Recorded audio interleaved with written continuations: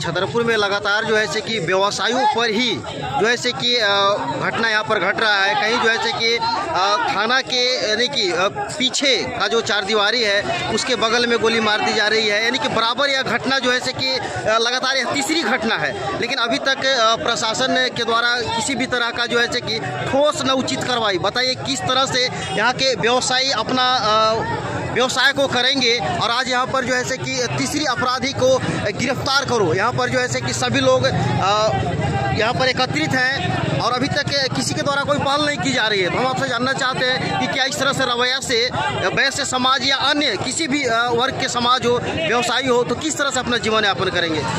देखिए, बहुत बड़ा चैलेंज है। जो छतरपुर कभी अमन चैन के लिए जाना जाता था, जहां पर किसी भी तरह की आपराधिक घटनाएं नहीं होती थी, अब ये आपराधिक घटनाओं के रूप में ये शहर जाने लगा है। सबसे बड़ा सवाल देखिए पुलिस प्रशासन के लिए ये है कि छतरपुर थाने से 10 कदम की दूरी पर अगर किसी की हत्या हो जाए, छतरपुर थाने से 100 मीटर की दूरी पर हत्या हो जाए, छतरपुर थाने से 100 मीटर की दूरी पर सुअर का मांस और अवैध शराब बिकता हो, तो ये बड़ा चैलेंज तो है ही प्रशासन के लिए। और आप जानते हैं कि अवैध शराब की बिक्री एक सबसे बड़ा कारण है अपराध का। और सबसे बड़ी बात है कि अगर अपराधी अगर थाने के नज़दीक अगर किसी को गोली मार दे रहे हैं तो ये पुलिस की नाकामी है। और पुलिस को ये मुकम्मल व्यवस्था करना चाहिए कि पुनः फिर किसी अपराधी के द्वारा किसी हत्याकांड को या गोलीकांड को अंजाम न दिया जाए। और हम लोग ये मांग करते हैं पुलिस प्रशासन से, डीएसपी से, थाना प्रभारी से कि अभी तक जितने भी हत्याएं हुई है उसमें शामिल हत्यारों को अविलंब उनको गिरफ्तार किया जाए, अन्यथा लोग चरणबद्ध यहाँ पर आंदोलन करेंगे। मतलब ये सवाल बहुत बड़ा है दीपक कि 10 कदम की दूरी पर इतने अपराधी बेखौफ हो जाते हैं कि गोली मार देते हैं। हालांकि पुलिस ने 2 अपराधियों को गिरफ्तार किया है, लेकिन बहुत सारी हत्या की ऐसी घटनाएं हुई है जिसमें अपराधी पकड़े नहीं जा सके हैं। तो पुलिस के लिए भी चैलेंज है, हम लोगों के लिए भी शर्मनाक है, कलंक की तरह है कि हमारे आंखों के सामने लोगों को गोली मार दी जा रही है, लोग मर जा रहे हैं और पुलिस कार्रवाई नहीं कर रही है। तो ये बड़ा सवाल है और हम लोग इस सवाल का जवाब मांगते रहेंगे। आखिरकार यह आंख मिचौली का खेल है, कब तक चलता रहेगा? ये तो पुलिस के लिए बहुत बड़ा चैलेंज है, पुलिस के लिए बड़ा चैलेंज है। और पुलिस को इस सवाल का जवाब देना चाहिए कि आखिर अपराधी कैसे कब तक आंख मिचौली खेलेंगे पुलिस के साथ। अपराधियों को पुलिस को गिरफ्तार करना होगा और कड़ी कार्रवाई करनी होगी, फांसी की सजा मिले ऐसे हत्यारों को जो छतरपुर की अमन चैन को खत्म करना चाहते हैं। यही हम लोगों का मांग है। हम सभी से अनुरोध करते हैं कि जैसा कि आप जिस परिस्थिति से गुजर रहे हैं, अब इसका समाधान नहीं किया जाएगा तो सभी को हम ये अपील करते हैं, अनुरोध करते हैं कि कब तक किनारे से भागते रहिएगा।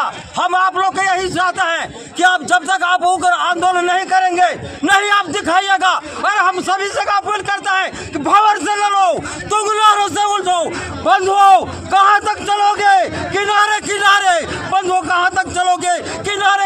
इन्हीं शब्दों के साथ मैं अपना व्यक्तित्व का समाप्त करता हूँ। मुखिया संघ के उपाध्यक्ष रविंद्र राम, मैं छतरपुर के पुलिस प्रशासन से मैं मांग करता हूँ कि आप जब तक